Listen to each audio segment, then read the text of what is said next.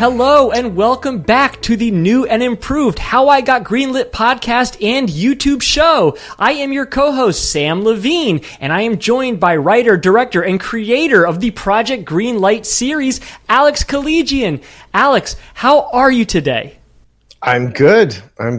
This is my first take where I wasn't drooling, so we can use it. This is usable footage now.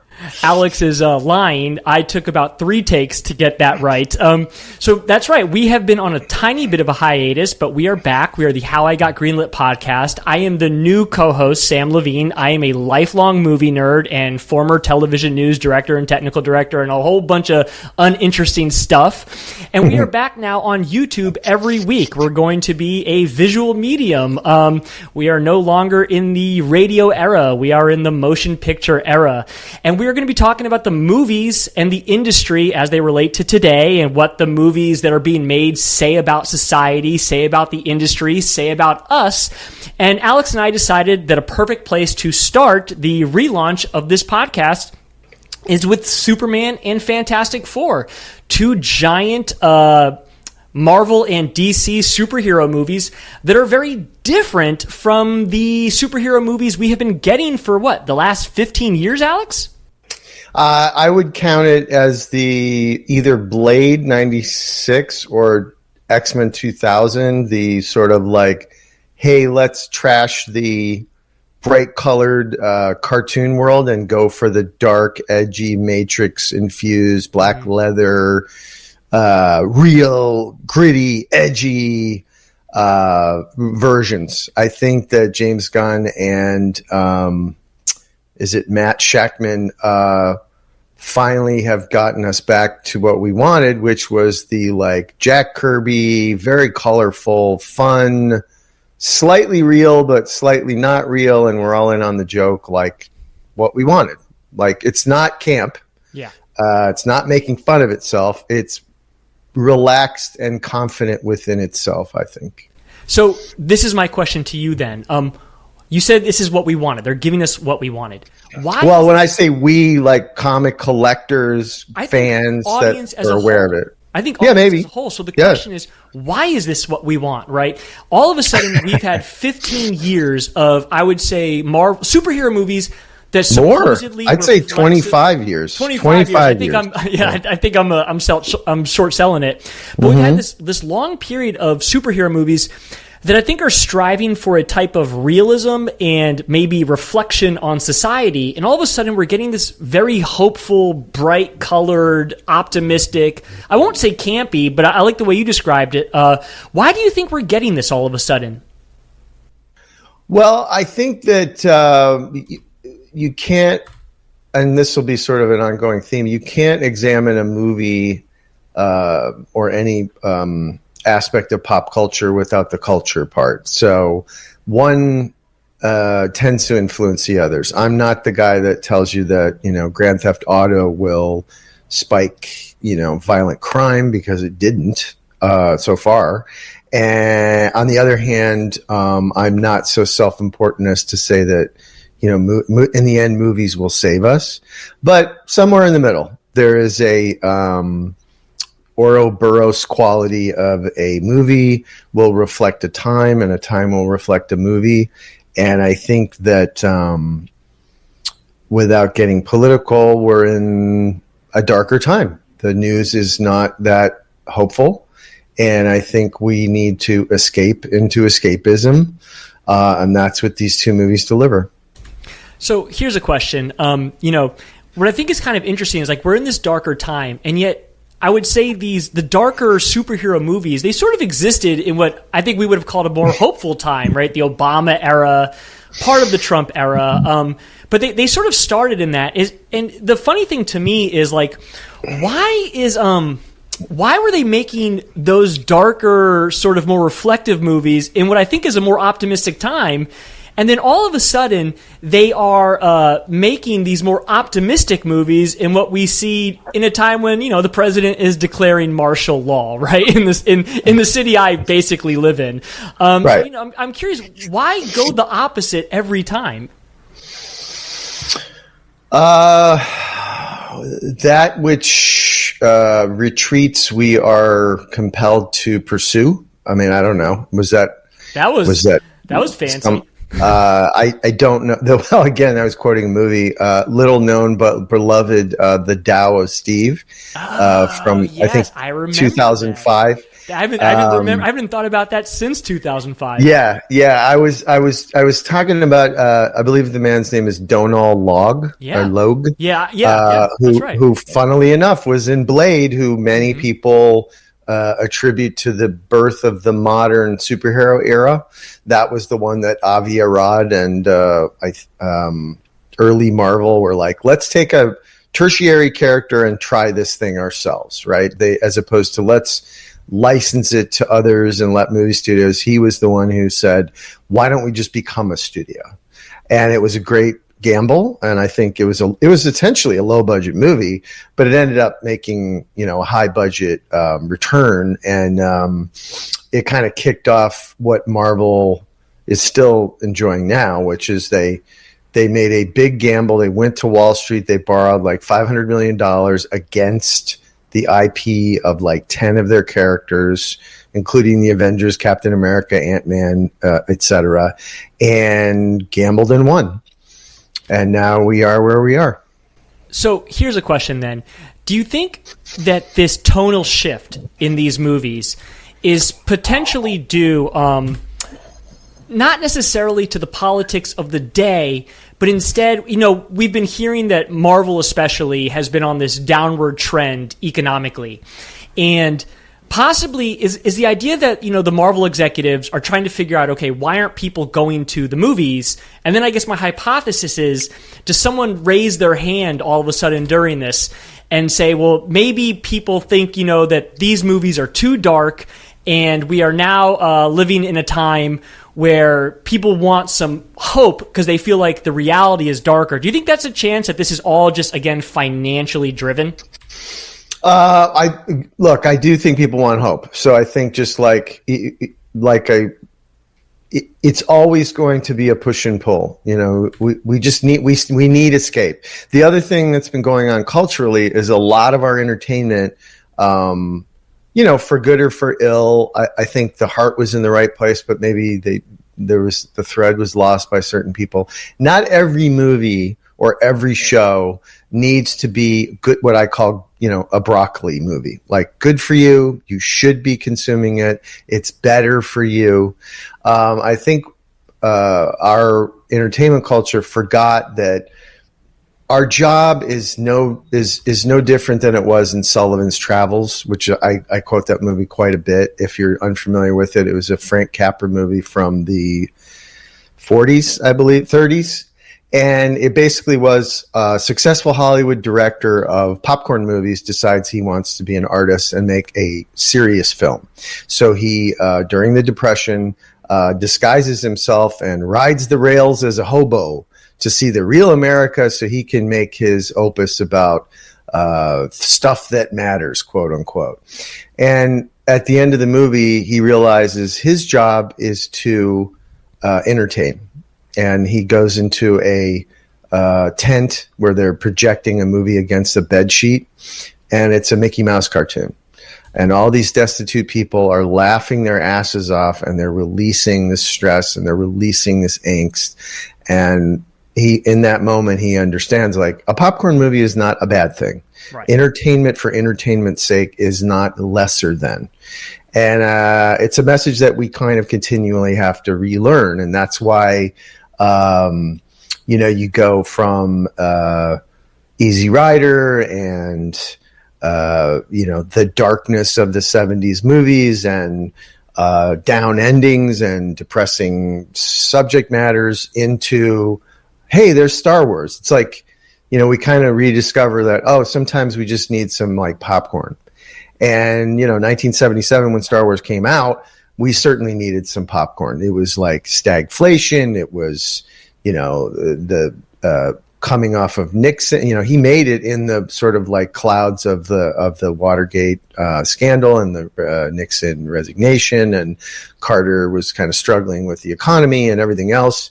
And it was a dark time in the Republic. So, let's not think about it. And literally, like in bold letters, he's like, a long time ago in a galaxy far, far away. That's as close to, the beginning of Sleeping Beauty, which is like an old fashioned book, and it's, it looks like a fairy tale, right? So these are modern fairy tales. They always were. You could say pre-fairy tales. These are modern Greek mythology, Roman mythology. Gods are among us and demigods are among us, and they fight for our freedom and they fight against us. And, all the things, which is basically, how do we explain thunder and rain and bad luck? It's like, we just need to like personify these things and anthropomorphize these things. So that's the long way to say, I don't think it's purely economic. I think that there is like a hunger, for lack of a better word, a need, like a visceral need to just cheer, like even F1, not a superhero movie, but kinda, Brad Pitt will save us from the lesser racing teams and all that. And Rocky, like, you just like, oh yeah, like, you want to cheer. We want to cheer.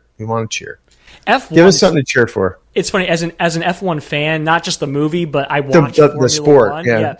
That movie is more than anything a patriotic America First movie, because that is not an American sport. And all of a sudden, like a 60-something-year-old American man goes into it. Teach him how it's done with slow motion and blue jeans. Like he's such an American icon in that movie. I mean, he is. He's a cowboy. So he walks in, he's like, I know you have fancy European ways, but sometimes you just need to chew some gum and kick some ass, Right. Like, and we're like, I'm there for it. Okay. Next question. It's catharsis, to use the fancy Greek term, Yeah, totally. Next question though. We've seen both movies. Which one succeeds more for you at the end of the day? So this is I think this is a subjective answer. Sure. I collected comics as a kid. I had some Superman, but I had a shit ton of Fantastic Four. So for me, I wanted to see Fantastic Four adapted in sort of the pantheon of the Marvel characters in the books and in the sort of original material. They're sort of the first family of the universe, and in the chronology of the Stan Lee creation of all the characters, they were the first book, I believe, to hit. I mean, they had like Tales of Suspense and like other sort of like amazing stories. They had these like sort of anthology books like a Twilight Zone might have, where you'd have, sometimes it was just stories of, aliens coming to Earth or whatever, just fantasy sci-fi stuff. But then sometimes they'd introduce a character like Spider-Man or Iron Man or Captain America, and then they would get their own books. So Fantastic Four was the first thing that like the burgeoning Marvel was starting to take off. And he's like, I want to just launch a big superhero team, and this is it. It was probably, if you got him drunk and honest, he'd be like, well, they have their Justice League. We need our Justice League. Right. And so, soft spot for the characters. Problem with these guys is it's really only up till now that you can make it look the way that we wanted it to look. Galactus looks right. The Thing looks right. Human Torch looks right. The Silver Surfer looks right. Even the like retro future, like poppy, mid 60s people wearing coats and ties, but they have computers. Like, they just got it all right. The production design is A+, the presentation, the casting's great. It finally looks like the Fantastic Four we wanted to see come to life. Now, having said that, Superman also delivers on that level. He is the guy we wanted, the Boy Scout that Batman would always call him. He's, look, I liked Henry Cavill. I thought he looked right. I think that my issues with those films was about the creative decisions. They had Batman as a hit from Nolan. And so, studios being studios are like, do that exact thing, just make the cape red this time. And you can't do that. You can't do that. Those books don't do that, and the movies shouldn't have done that. I think if you took Henry Cavill and put him in the bright pastel suit that we have today for the new guy, I would have signed on. But they went dark and edgy, and he's going to kill, and stuff is hard, and his dad's going to sacrifice. It's like, that's not, no. You're not being true to the character. You're trying to You're trying to do what networks and studios do, which is we had a hit, so whatever comes next better be almost exactly that minus 10%. And that didn't work, I don't think. No, not at all. It's funny. I'm actually the opposite of you. I love Superman. Not actually this movie, although I liked the movie, but I love Superman as a character. Like the movie. I like it too. I'm weird, man. Like, my favorite Superman movie is Superman Returns. We can get into that another day. That's that's an unpack. Yeah, most fans are not down with that. Right. Another example of like, Bryan Singer was riding high. Usual Suspects, one of my favorite movies. I think he contributed to making superheroes what they are today. I thought the original couple of X-Men movies were pretty good. Absolutely. That first one I really enjoyed. He got the budget he got and squeezed every last ounce of juice out of it. It wasn't everything I wanted from an X-Men movie, but the characters were internally appropriate and true. Mm-hmm. But I'm like the dick that's like, no, Wolverine needs to be 5'3". Why call him Wolverine? That's like, calling him little guy, but Jackman's like 6'4". It's not even close, Right. So back to Superman real quick though. Yeah. At the end of the day, which movie did you prefer more? I know you liked Fantastic Four as a comic book more than Superman. So, two movies did you actually like? I can't. Yeah, first of all, let's clarify. This title will not be Superman versus Fantastic Four. I think they both have good and bad qualities. Mm-hmm. If we're just looking at two films that I knew nothing about, or these scripts were like original scripts, I would probably augur towards Superman. Yeah. I felt a inherent joy in the making. I think that one of Gunn's qualities is unabashed love of cinema, unabashed love of, hey, that was a cool shot, or hey, what if we made them do this?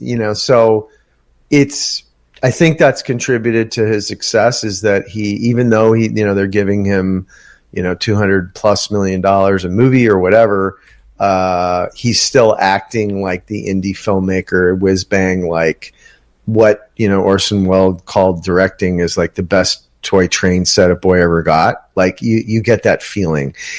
Fantastic Four feels somewhat like a board driven movie, not bored like I'm bored, but BOARD, like the board was there looking over the director's shoulder. And, look, I'm not telling secrets. Kevin Reilly is sort of the Jerry Bruckheimer of our time, right? You make a movie with him, it's a Kevin movie that you are executing. Maybe you get a few flourishes for yourself, but you are there to be a good soldier and execute his vision. I think that James Gunn got to execute his vision. I don't believe that there was like a David Zaslav over his shoulder, dictating brand efficacy at every turn. Yeah. So for me, when it came to Fantastic Four, what I thought was interesting about it is that the movie visually had this incredibly light retro tone, right? Yes. But I actually found the script and the story kind of somber. Yes. It didn't match the visual tone of the movie. No. That's where I thought Superman, everything matched.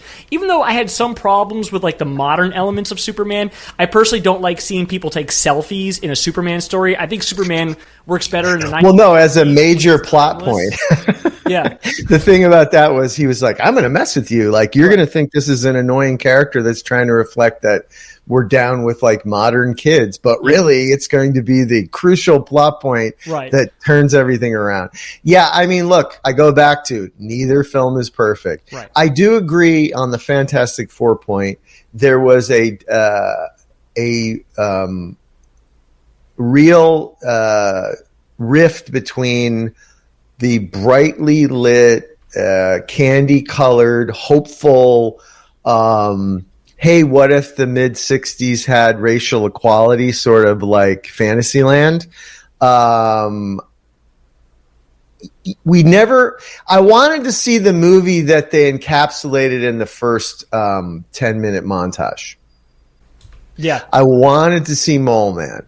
I wanted to see the nuclear powered monkey invasion. Like, those are the wackadoodle stuff that early Fantastic Four and Jack Kirby threw at the page.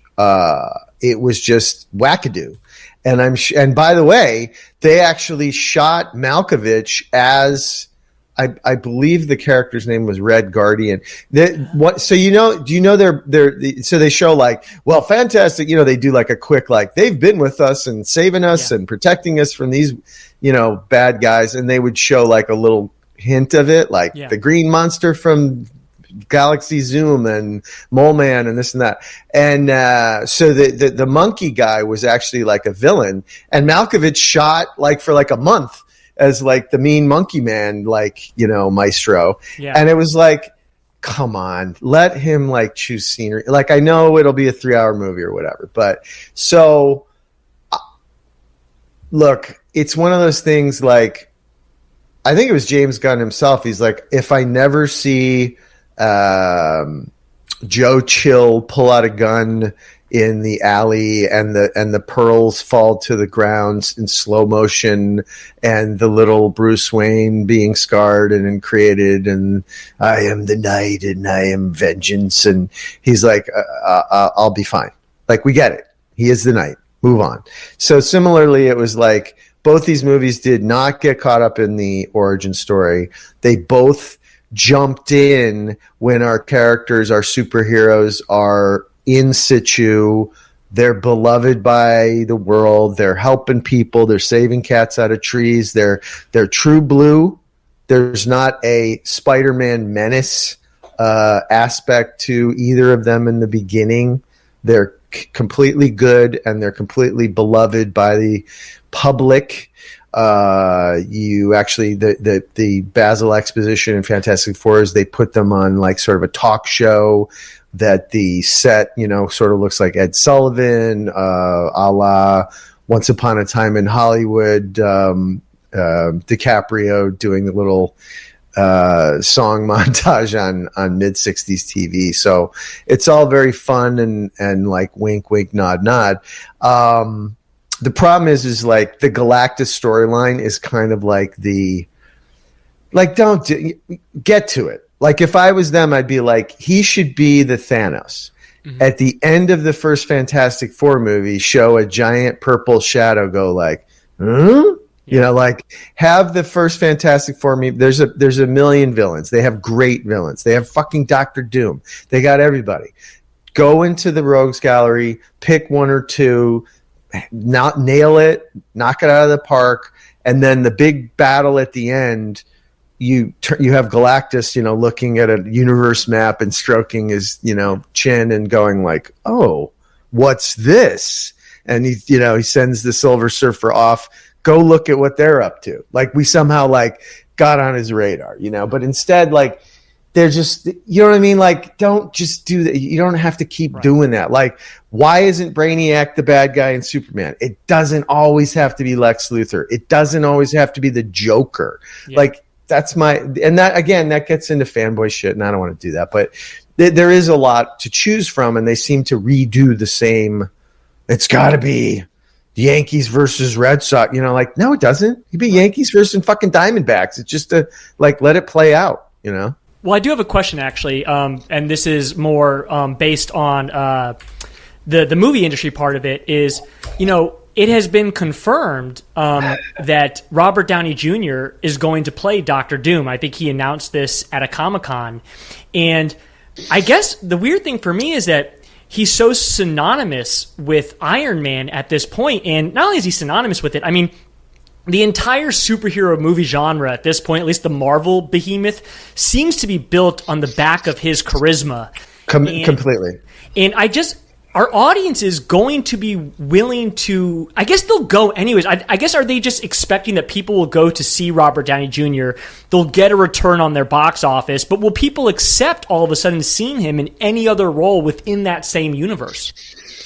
Look, I mean, no offense to any of the other actors. I think there's a lot of incredible performances, and I happen to like Chris Evans and Chris Hemsworth, but minus Extraction, name a movie that either of them have been in without a cape or without, a shield. Yeah.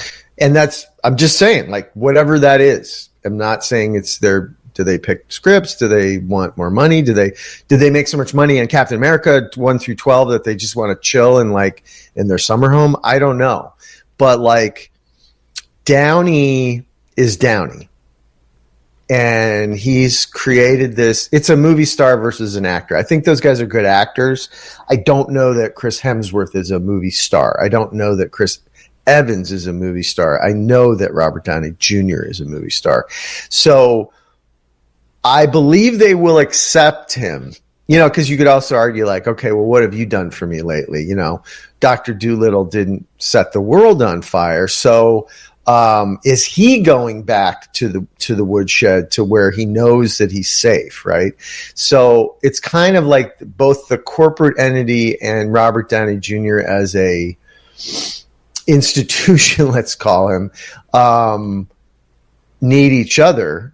And I would say it's not Iron Man per se.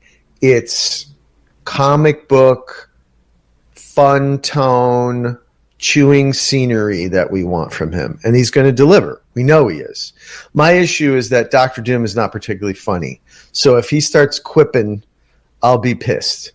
He's not funny. The whole funniness of Dr. Doom is he has no sense of humor. All right. And going back to that a little bit too, the guy that was in the movie that the movie was portraying was the Thing. Mm-hmm. He knew what movie he was in. I think he's one of the more talented actors on that cast. I think despite not even being like visually on screen, he was stealing the movie. I think he's got charisma. Eben, I believe his name is. Yeah, Eben Ross Bacharach. He's from the Yeah. He's from everything. He was great in Andor. He's one of those guys. He shows up in your favorite show or movie, nails it, and gets like killed or whatever. And you don't care because you're like, oh, that's this guy. We love this guy. And he was in that movie. He's making pasta and he's fucking around and he's da-da-da-da. But they kept kind of like trying to tone him down. Like, I think I want to go examine my Jewish heritage and worry about the end of the world. Like, no, we want clobbering time and we want it now. Yeah. They tried to make the Johnny Storm character a little more like, hey, I'm having fun. Superheroing is fun. And that's sort of his thing. Like the reason he's a great character is because he'll team up with Spider-Man and Spider-Man's like, I can't pay my fucking rent. And you're banging chicks and like being on magazine covers and you make it look so easy. Like there's that funny, like this guy has had everything. He's a good looking kid and he's cocky and he's da-da-da-da. Like you got a little bit of that. I don't know. That actor's fine for me. I could name 10 people of that age that would have done a better job. Yeah. I think he was acting too hard at being not acting. Mm-hmm. Whereas Eben just is. Yeah. And I don't know. That's a style choice, maybe. The other thing is I hate when people who clearly aren't blonde, they give them a bad wig or a bad dye job. Yeah. And bad, like, blue contacts. Like, look, Michael B. Jordan was a better fucking Johnny Storm because he's, hey, like, he's just got that, like, I'm a fucking alpha, fuck you guy. Like, there's more. Even Chris Evans. Was a better Johnny Storm. He was playing the like, hey, what's up? I'm kind of dumb, but like, everybody loves me. So, you know what I mean? And then let's not get started about Sue Storm's like lack of facial emotiveness. I mean, they're just, there's stuff. I think that's something else going on. Yeah. Actually. And even Pedro. So can we talk about Pedro for a second? Like they all felt like muzzled. Do you know what I mean? Like kind of muzzled. Gotta address the Pedro-sized elephant in the room, which is this. Just hear me out. Yeah. I am all for the diversity of actors playing characters. My issue is that, now correct me if I'm wrong, because you probably know Fantastic Four way better than I do. I'm Jewish and Armenian. I'm not a WASP. I'm not a white Anglo-Saxon Protestant. However, Reed Richards to me seems to be the personification of the waspy professor type. Mitt Romney streaks on the side of his head. Yes. Pipe in his mouth. Right. It seems to me that the slippers. The patriarch. The waspiness is a part of his character. It's not it incidental, right? No. And I think that the mixing of the diversity in that, it didn't work for me because I think of that character. I think of his like really like Protestant, like sort of shirt tucked in, like whatever you call that type of culture. It's almost like what does that Mad character Men. have? He was. I totally agree. Mm-hmm. He's the original Square. Yeah. Okay. Totally. And Pedro, we know he's not a Square. Right. Like he dresses funky and he's out and he's having fun and. As a movie star, I enjoy him because he's doing what he's supposed to, which is have a lot of fun, be photographed on the back of a yacht, and whoop-de-doo. Because nobody wants a somber fucking movie star. You're a movie star. Your first job is to show us what it's like to be a movie star. If you don't do that, I ain't got no fucking time for you. So he does that well. And when he comes in and does stuff, he does it well. Game of Thrones, I rewatched that. Like, he fucking nailed that. Like, he came into a strong cast with a great show and great writing and just whipped his fucking dick out and was like, here's how you play cool, And it wasn't just the part. He just had presence. And they took that in this movie and took it away. They're like, well, Reed's supposed to be kind of a stick in the mud. It's like, then cast a stick in the mud. You know what I mean? I can think of a dozen actors that portray what you're talking about. He was supposed to be, or was always traditionally, that guy.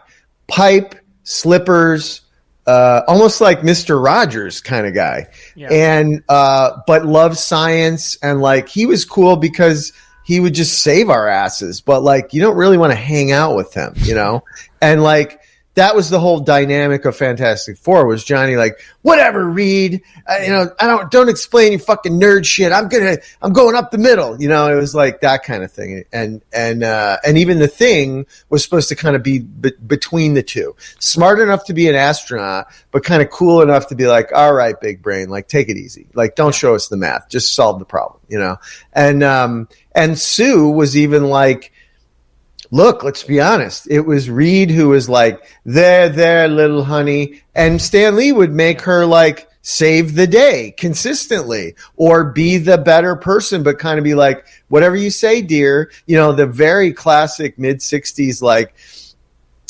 she's hyper competent. They all treat her like a full equal member of the team. But in their marriage, she's kind of like, okay, dear. Yeah. You know what I mean? Yeah. And you saw like not even a tiny little grain of that. And you could have done it because they set it in this like pseudo 65 world, like pre hippies, pre flower power, men are still wearing hats, fucking Space Kennedy might have still been alive in their world, whatever. But like the point is they could have examined some of that gender role stuff adequately because you're in it. Yeah. And it would have been more interesting to me to have him be like, well, honey, your powers are incredible. Maybe you are the leader of this team, whatever, like that could be their little. A 1950s in which, interracial marriage is normal. There's all this stuff. There's no gender inequality whatsoever. What's interesting to me is that another superhero movie has done this first, and it was The Incredibles. And the entire time I'm watching Fantastic Four, I kept thinking about The Incredibles and how much the Fantastic Four movie could have benefited from the script writer, the screenwriter of The Incredibles, because I don't know if it was Brad Bird. I think Brad Bird just directed that film. He directed it. I mean, that opens up, well, two things. Yes, absolutely. Now, here's the problem with that. What happened was Fantastic Four was this in the comics, 60 whatever 3 or 5, this time frame. Okay, I think it was like post Kennedy but pre, like, hey children, what's that sound, everybody look what's going, like in there, right in the middle. Like we're gonna flip over to the 60s that with Woodstock and all that stuff. But right now, we still wear hats, you know, almost like Don Draper-ish kind of. The men are trying to decide, you know, if you're 35, you're already set in your ways. If you're like 29, you're going to like try some long sideburns soon, you know. But they never got it on screen. So Incredibles is developed. It becomes, you know, what it is. They borrowed the whole fucking thing. The family dynamic, the sort of mid-century stylistic flourishes, the cars, the you know, even like the what do you call it? The fins on the old car, you know, just like everything about it. So now to pop culture that don't know the roots of all this stuff, Incredibles took incredible license from the original Fantastic Four Jack Kirby aesthetic. That's a good point. Got it up first. Yeah. Staked the claim to that vibe. Yeah. And now we're watching live action Fantastic Four left with like, took a lot from Incredibles, didn't you? Yeah. And it's like, even to the like mole man bad guy and like giant robots, like they did the whole fucking thing. And it's stretchy character. I mean, somebody somewhere should be suing somebody over something, but now they're all the same, parent company, right? Yeah. So like, it's a shame. I'm glad it's out. I like it. And I'm glad they went for that. But then you get into the whole Pixar, which I don't know if you know or people know. There's a whole like culture at Pixar where they write and then they rewrite and then they rewrite and then they rewrite and they get the script right. Okay. Then they shoot it, or AKA, you know, render it, whatever, and then they test it, retest it, cut it, redo it. Like there's like 100 steps or drafts of those films that you don't see. And that's the reason why the quality was pretty consistent for the last, 10, 15 years. I'm not so sure now, but I think when Incredibles 1 came out, they were at their quality peak in terms of the right team, the right director, everybody's doing their jobs. And that was the example of they built the Toy Story engine and that whole sort of what I described, that internal, it's not right until it's right kind of writing philosophy, creation philosophy. And then Brad Bird came in and they were like, well, why don't we let him, because he has style, but he also, comes from animation. So he was able to let the culture do what it did best, but bring in like an auteur aesthetic. Like I give him the credit for like making that film feel like a directed film by a filmmaker that had a POV. It wasn't just Toy Story with superheroes. It had its own, the music had flourish and it had a little more of an edge than we were used to from Toy Story 2 and You Got a Friend in Me, whatever. It was like, ooh, this is more like for a 15-year-old, not for like a 9-year-old, like it's still a kid's movie, but much more going on and like interesting kind of discussion about, well, if everybody's super, then nobody's super. Like that was pretty advanced, sort of thematically. So that's why it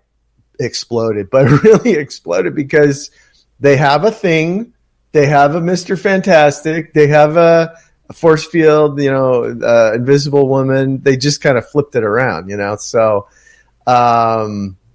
I appreciate both, but I think to the less schooled viewer, they're going to think like, oh, they just made Incredibles the motion picture. What the fuck, So let's go to Superman for a second. I think one thing that the entire movie watching audience can agree on is they absolutely nailed the casting of Superman. I loved Superman Returns, but I didn't think Brandon Routh was screaming charisma. He just that wasn't. No, he looked like in a still. He looked great. Yeah. He filled the suit, right? But he didn't have the Boy Scout, and the new guy has the Boy Scout. So here's my question to you: There's there's a Superman curse that has shades of how much the curse is, from literally like death, from possible murder, suicide, which was the Ben Affleck movie, to paralysis, which is what happened to Reeves, to just careers finished like what's his name? The guy who just Brandon Ruth, right? What's his name? Yeah, what's it well, exactly? Oh well, no, I would go Dean Cain. You know, Dean Cain. Yeah, I mean, and even Dean Cain is cursed because Dean Cain's joining ICE, right? So he's going to hell. The funniest quote about that was John Oliver. He said, "Well, the good news about Dean Cain joining ICE is he won't need a mask because no one recognizes him." Right? Yeah, exactly. Which is a fucking great burn. It's awesome. So my but question yeah, there is a curse. Yeah, is this actor? Do you think he has something where, because I think that he nailed that role so much to the point where he can become synonymous with Superman in a way that may not be great for him? No, because well, I mean, it's too early to say, but I didn't watch him and go like, I'll never be able to see him differently again. Like Henry Cavill did fill the suit, and he's not cursed. And you're right. He's not cursed. Well, look, you know, it's about decisions. I think that, you know, when you do a superhero movie, that is a decision, right? Like, you know, when there's a famous story that like DiCaprio will call like the Timothy Chalamets of the world and be like, don't put the suit on, you know, you'll never get the cape off once they put it on you, you know, that kind of thing. And there's something to be said for that, at least for that era, right? Like, the reason that Brad Pitt is an enduring movie star, the reason that DiCaprio are enduring movie stars is because they don't get nailed down into a certain thing. Tom Cruise, also a movie star, he made a conscious decision to get away from the Magnolias but which I think he has great acumen at, you know, color, money, whatever. You can see that he can act. But after a certain point, he's like, no, I'm in the spectacle business and I don't want to do an intimate drama about whatever. Maybe Born on the 4th of July was the last, you know, aspect of that. But this guy, you know, I think he's got some sensitivity, some abilities that I think he'll be okay. I had high hopes for the Lois Lane character casting because I like that actor. I think she was great in Marvelous Mrs. Maisel and even like House of Cards. I wasn't sure about the choices that Gunn made for her here. I think she has the moxie to play Lois Lane, and she definitely demonstrated that. But some of the, you know, costumes and production design and even their like relationship didn't really ring true to me. She was wasted. I felt like it was a little bit of this like, you know, trope of like, oh, she's the histrionic career gal that won't just like enjoy her man, you know, and I know that they want to create drama and create tension and, you know, but like, I don't know. I'm trying to come up with an analogy. I guess it's like Super Ex-Girlfriend with Luke Wilson. Like, kind of there's not a lot of male female. There's not a lot of. There's a lot of these with the male superhero dating just like a civilian woman. Yeah. There's not a ton of like female superhero dating a civilian man. I mean, maybe the recent Wonder Woman movie, which I kind of like that relationship, just because I think Chris Pine understood what movie he was in. I mean, a lot of it is that. It's like if the actors buy into what they're doing, you feel it. You feel it. And when they kind of feel like they're too good for this shit, you kind of feel that too. Yeah. So with her, I'm not saying she was above it. I just think that Gunn didn't know what to do with her. I think she's a lovely woman. I mean, I'm not going to talk about, you know, is she hot enough to be Lois Lane? But I do think like, give her some more fun. Like, she doesn't always have to be the like chick with the like chunky boots and the like sweatpants on. Like, let her like be Lois Lane, you know? Well, you know what they kind of turned her into? They turned her into a little bit of Gloria Steinem. I'm looking at her fashion, and if they just given her the glasses, she would have looked exactly like the vest. She used to wear those men's vests. And there was an aspect of like dumbing down her sexuality, and I think that's a loss. You know, like, let anybody be anything. You know, like, the female sexuality in this movie was portrayed by the goofy selfie taking dumb model that was sort of the trophy girlfriend of Lex Luthor, which is a very negative female stereotype. I'm dumb, and also like her falling for the dorky Jimmy character, and it's like, what? He was a Lothario in this movie. Yeah, like that. Jimmy is like, he's what was that, male gigolo? What was that character? Deuce Bigelow, male gigolo. All of a sudden, Jimmy's yeah, it Deuce was like Bigelow, and they never explain it. And there's always that thing in these movies. I mean, in a lot of movies of the last 50, 100 years of like the dork getting the babe. She was. I don't know if she's a model or not. I think she's an actress that maybe was a model first or something, but she's a lovely woman, this actor. And, like something in our, like, I don't know, brainstem, biological, evolutionary, like, background. I was like, this is no.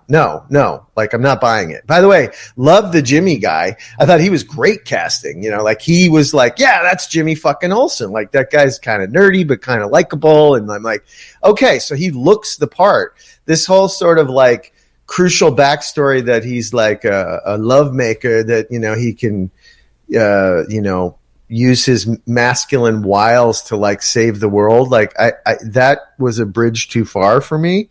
I mean, I like that stupid selfies like sort of was a plot point, but I wouldn't necessarily make it that it was because she just couldn't get enough of the old Jimmy Olsen riz. Like that's just not ringing true to me. But that's what I mean is like there's definitely like these like. And by the way, we did want a cartoon movie, so I'm not gonna chop it up too finely. I am just gonna say that I think Margot Kidder was a great Lois Lane because they allowed her to have different modulations for different scenes. When she's kind of falling for him, they have her in this like diaphanous gown, and they go on a fly together. Amazing cinematic scene. It really works, even with the corny music and the like, are you a god? Do I love you? Why am I flying with you? Like, rewatch that movie. There's a whole fucking weird, like, she, for no reason and out of nowhere, they give her like voiceover while she's like, do I love you? What is this really happening?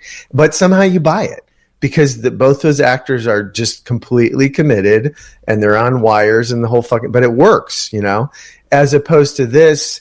I never got the sense ever, the way the scenes they gave them and the situations they gave them, that they loved each other, that there was any real heartfelt connection between these two characters.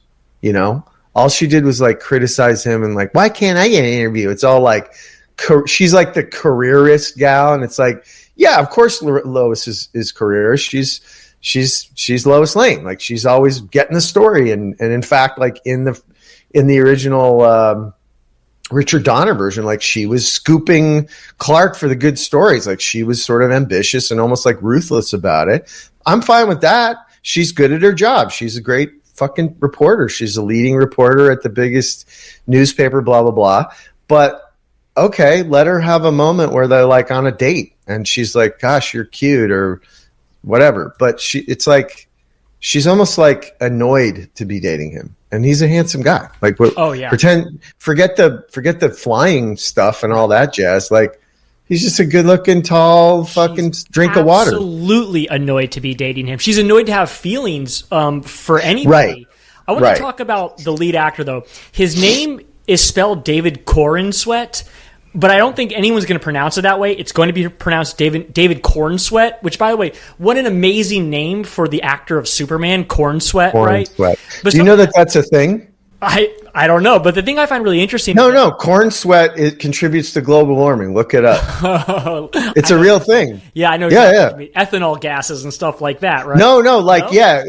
Well, it's not even that. It's literally when the corn is when you cover too much forest land with just corn, with a monocrop, specifically corn, it creates humidity. Its own humidity, because there is a thing. I don't know if it's corn sweat, but it's like corn moisture or something, and it it makes it more muggy in like Iowa than it normally would be. Anyway, so we just created our first recording segment, which is environmental science. Corn sweating. So here's something I think was really interesting that DC has clearly deliberately done, which is they have been releasing all this short video clips of David Cornsweet geeking out over various things, whether it's Star Wars or his character in Superman. Sort of these like behind the scenes stuff where it's either him on set talking about the character or it's him in his car from before he's even cast, like doing like memory reads of Star Wars. And I think it was really smart because I can't remember the last time an actor in a starring role of a superhero movie really appeared to be an enthusiastic, authentic geek for the genre, for the role, right? Can you think of a major actor? Yeah, Henry. No. I my cynical self said that the PR people told him to do that. Interesting. I think Henry Cavill set a new paradigm for these actors, which is even though you assume I'm out banging models two at a time, I'm home painting my Warhammer figurines because I'm just like you. I think that was legitimate. I think he really is that guy. Like I built my own PC and you know, and you're like, it's a fun surprise because, you know, for nerds, our constituency of these kind of movies, we are Jimmy Olsen. We're not fucking Superman. We're Jimmy Olsen. That's right. Right? The nerd is Jimmy Olsen. He's the like bearing witness to the gods among us, right? That character, right? So you assume a 6'2", blue-eyed, strapping lad is not at home playing fucking Fortnite. He's out at a club doing shots, hanging with DiCaprio on a yacht and blah, blah, blah. And when they say stuff like, oh, yeah, I know every word of Star Wars and I have Warhammer figurines and I have this and that, it's like, they're just like us. Like People Magazine had this, I don't know if they do it anymore, and I don't even know what a magazine is anymore, but they used to have this, or maybe it was Us Magazine. They'd have a photo layout and it would say stars just like us. And it was like paparazzi of like Ice Cube getting a latte and, you know, Ben Affleck washing his car, you know, and it was like, it almost was implying like, they don't always walk on water. Sometimes they're relatable, you know? And I think it's an aspect of that. I really do. I'm so cynical about like PR for these movies. I assume that someone called someone and he had to have a quick primer on like who Glub Shido is. To I don't know if you know who that is. I have no idea. I'm just nodding like, oh, of course, Glub Shido. So Glub Shido is... it's one of my favorite characters. Can I take a guess? Is this from Toxic Avenger? It just sounds like a Toxic Avenger character. No, so Glub Shido is the internet's pretend character that makes fun of Star Wars fanboys. So it's not a great story, and you're kind of like, this is shit. But the fans will go like, wait, it's fun, dude. They got Glub Shido. He did a cameo. A good example of that would be you're watching Rogue One. They're walking along in some random city in the middle of nowhere, or whatever, and they bump into the guy that's like, "Hey, we're wanted men. I've got the death sentence on 7 systems. I'll cut your fucking throat."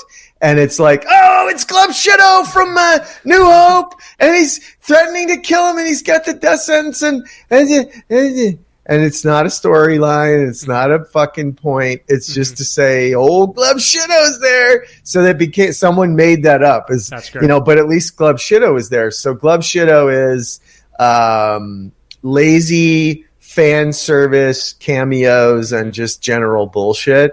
So I feel like they coached him like, all right, so Glub Shido is a very important character. You have to have a Glub Shido t-shirt on when we take this quote unquote selfie at 4:09 p.m. after the meeting with the corporate overlords in the PR firm. And you know what I mean? Like I maybe he is a fanboy. Maybe I'm making it all up in my head, but I feel like Henry Cavill was the new guy who was like, wait a second, I actually fucking like this shit. Like I want to do the Witcher show because the Witcher is a fucking kick-ass game. And he was like pissed when they're like, okay, we know shit. We're going to change it. And we're going to make the Witcher bisexual, whatever the fuck they did. And he was like, no, let's just do the game. Yeah. Fucking awesome. Like, just leave it. And they were like, no, we know best. And he's like, bye. Right. And a lot of fans were like, hey, wait a second. This guy's the real deal. You know, and I think that really helps his fan base, whatever that is, you know. Yeah. So maybe Corn Sweat knows what he's doing. Maybe they pick people because they're more fans now. I don't know. So now Disney owns Marvel, right? Are the people who are doing Star Wars, are they looking at the box office returns of Superman specifically, but also their own Fantastic Four, and are they thinking to themselves, you know, should we try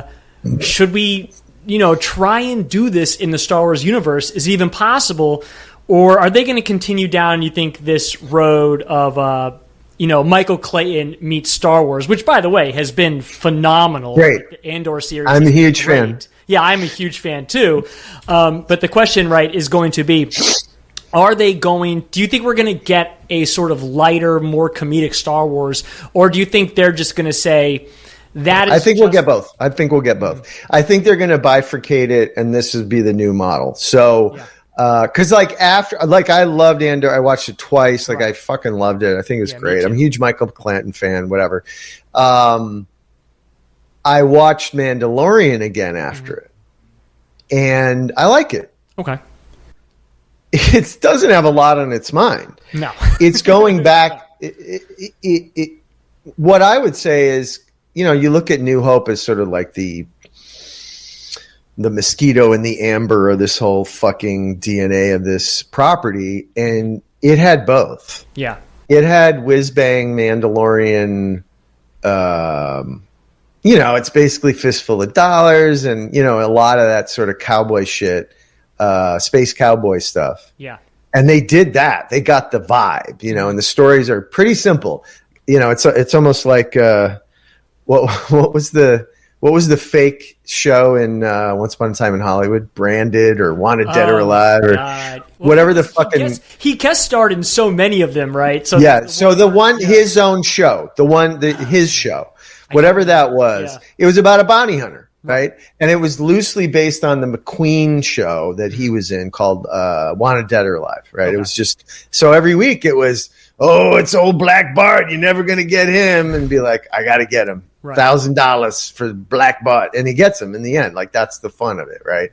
And so this one, Mandalorian is like, it's Glub Shitto. You got to go pick him up on the moons of Antares. Like, okay. And clean, right?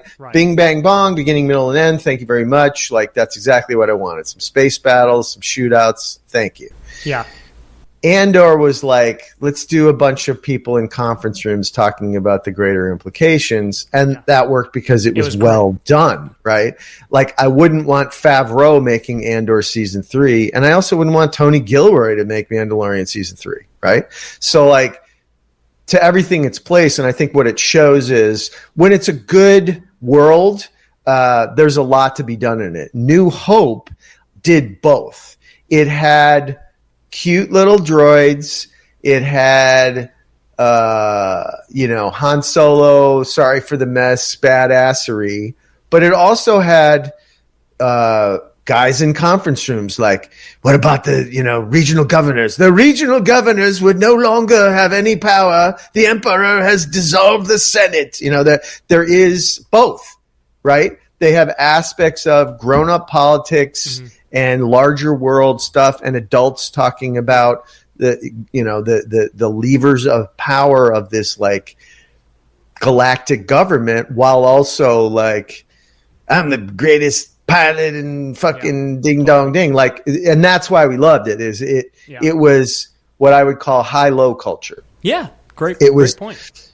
I just read some article and Lucas was telling Favreau, or no, who was he talking to? There was some. Oh, I know, it was for Solo. They were talking about the sort of ever like re-examined making of the troubled Solo movie, which I liked but didn't love, and we could parse that up for 5 hours. That'll be wanted. The next Star Wars episode. No, dude, I will fucking go there. But point being is that he told Ron Howard, he's like, it's for 12-year-old boys, dude. Yep. Like, not Backdraft. Like, keep it more like Willow. There. And Andor's not for 12-year-old boys. Right. Mandalorian is. Mm-hmm. Andor was the 50-year odyssey of, I was a small child, me, when I saw Star Wars in the theater, changed my life, made me want to be in filmmaking, to now when, however old he is, 60-something, Tony Gilroy is writing this like sophisticated, like, what if we made Network in the ISB and everyone's like sniping for position? Because that's really what it is, right? Interspersed with a few, like I could have done with more swashbuckling in Andor. Oh, interesting. But by the end, I'm like, well, all right. But like, I could, 15% more swashbuckling would have been my recipe, but I was not given the keys to that car. Okay, here's my final question for you before the hour is up. We're clearly, I think we're both convinced, because these movies were both successful, that we're going to get more lighter fare comic. Well, wait a second. Let me just caveat that. Please. Then they're sniping that they're not. Oh, interesting. There's a lot of bitch fest on the periphery, like, well, actually the audience, 60% drop in the fourth week of blah, blah, blah. And it's like, I'm so fucking someone actually asked me that. And I'm like, did you like the movie? Yeah. All right, shut up. Okay, so here's my question for you. Let's assume we're going to get more of this style, right? So my question for you is, if we're going to get this style, what superhero, it can be one that's already been made into a movie or one that hasn't, that you would like to see get this kind of treatment? Good question. Well, Spider-Man is just so milked to death. Like, I don't even want to talk about him anymore. I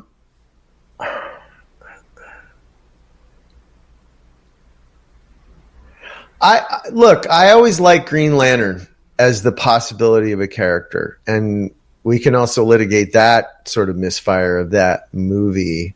I know they're trying to do a show now. I thought that the little bit that we had in the superhero movie was the right direction, right? I think what Gunn did was he was basically saying out loud, DC's all about crossovers, and Marvel does it too. And we're going to do that immediately. This is called Superman, but one could argue that it was an ensemble movie about a number of heroes who sort of like uneasily team up to win in the end, right? I had never even heard of Mr. Terrific, and I read a lot of fucking comic books when I was a kid. I know this sort of new Gardner Green Lantern character. I'm more like Silver Age, if you want to get like super fucking nerdy. Golden Age is sort of the first era of comic books, like post World War II on. Silver Age is like mid 60s, Stan Lee et al. So I would love to see like a proper Green Lantern movie or show where it's just Hal Jordan. Like, start slow, he's a test pilot, whatever. Don't get me into all this. Like, it quickly goes into madness because it's like, well, there's 100 of them and this guy has 12 eyes. No, stop right there. Don't make Guardians. Like, make that the second movie. Like, right. First movie should just be Earthman discovers powers, saves the day, whatever. So, maybe on DC side, I'd say like a proper Green Lantern movie. On Marvel side, I would like to see a 5'3" Wolverine, please. Let this new casting, like. Now you've got to cast it. You have to cast it now that you've said 5. Well, like Taron Egerton, the British kid, like he's short. He's little. I was going to go with another British guy, the one from that series, Youth or something. He was originally. Oh, you're talking about the father, Adolescence? The father of Adolescence, exactly. Okay, so do you remember Fred Ward? Do you remember Fred Ward? Do you know who that is? Yeah, the actor, the comedic actor. So he was, no, not comedic. He was in The Right Stuff. Oh, I'm thinking of a different. I'm thinking of Fred Willard. No. Yeah. So The Right Stuff was about the Mercury astronauts and Ed. Well, by the way, Ed Harris incredible Wolverine. Yeah, Sean Penn, incredible Wolverine. Yeah, would have been, yes. Do you know what I'm saying? Yeah. The explosive, James Caan, incredible Wolverine. Oh, yeah, absolutely. Do you see what I mean? Yeah. Like those guys that like, don't light that fuse, he's going to blow. Yeah. Because that's what it was supposed to be, was that guy that was like the short guy that you don't bump into in the bar. Right. You know, what if you gave him superpowers and fucking knives? Yeah. Like, totally. you don't want that guy to have knives for hands. He's going to fucking kill first and ask questions later. Hugh Jackman is entirely too handsome, entirely too likable, entirely too tall. And, you know, I like him and I'm glad that he did it and whatever, but I liked him more in The Prestige than that movie. I think he has more fun when he's singing like this, you know, and like, let him go do that. He's a fucking huge ass star, but do not, please, Jesus, don't put him in the Wolverine suit again. Get a new one, get a grizzled one, get one that like, this ain't your mama's Wolverine, you know, and like, it's why the character got fucked by Marvel Comics in the 80s, because it used to be. So, like, here's a fun story. There was a show called Happy Days, right? And there was seen a character. Every Happy Days episode ever. Okay, so it was a cute little, you know, slice of life of the 50s. Then they added this character who was a greaser. He was Fonzie. And he took off so much that they were going to rename the show Fonzie's Happy Days and make him the focus of the show. Yeah. And the answer is no. Happy Days works as an ensemble, and then you have a little dash of pepper from Fonzie every episode. Same thing. Yeah. When Chris Claremont brought in the new X-Men, created these characters, brought some existing characters into this team, it was the right mix. It was total ensemble. Here's a true blue character that believes, you know, everything must be above the board. You know, I'm Scott Summers. I'm the leader. I'm kind of a stiff. I'm kind of the Reed Richards of this team. And then you had varying shades of might makes right, or fuck the humans, we're mutants, and all this shades of stuff. Wolverine was just, I'm not on your team. I'm not part of this good and evil shit. I'm beyond this, right? He was more like what they would call like a chaotic neutral character before they started using those those designations. Then he took off as a fan favorite, and slowly the focus of the X-Men stories was about, well, where did Wolverine come from, and who made him, and why is he like he is? Kind of like Boba Fett. He was the Boba Fett. And the problem with Boba Fett is everybody loves Boba Fett. But Boba Fett only works off to the side. Yes. Not in the spotlight. Don't want to know where he's from. Don't want to know his real name. Don't want to see his face. I just want to see him kick ass and then take off and maybe say something like, go fuck yourself. You mean you don't want to see him save a group of orphan teenagers? Which is what the TV show did? And Wolverine too. Yeah. You know, they softened him. They make him like the hero. I'm not the leader. And it's like, really? Because you had the most fucking close-ups in this movie. You know, like it. Do you know what I'm saying? It's Absolutely. Like, I think of any, like, you don't make the Dirty Dozen and then make the Telly Savalas character the hero. Like, he's the psycho that like loves to kill people. Right. You know, you can't give a mysterious character that much screen time. No, the part of the mystery has to be enhanced by the. We want more. Time. Yeah. Remember how we said earlier that, you know, we pursue that which retreats. Yeah. The more that he retreats into the shadows and doesn't want to talk about his past, the more I love him. Perfect. That's a great place to end this on, actually. Right? Yeah, absolutely. Yeah. Couldn't agree more. Alex, thanks so much for doing this, for revamping this. This is the new and improved How I Got Greenlit podcast and YouTube show. You know the deal. You know, subscribe to us on wherever you get your podcast, Spotify, whatever. Like us, comment, you know, review. Only nice reviews. No one likes to read mean stuff about themselves. And also, it's weird to. Oh, I do. I'll read reviews. Next time I'll read you some of the reviews. It's great. Awesome. I can't wait. It's fucking hilarious. The other thing is check us out at NC Podcast on YouTube, Next Chapter Podcast on YouTube. That is where we will be. We will put the links for that everywhere on Spotify and all that, so you can watch us on YouTube. You can also just search in YouTube How I Got Greenlit. Alex, go ahead. What were you going to say? I was going to say thank you all for listening. Perfect. All right, guys. We will be here every week, so stay tuned, and thank you all for watching and listening. Have a good one. Thank you, Sam. Bye, guys.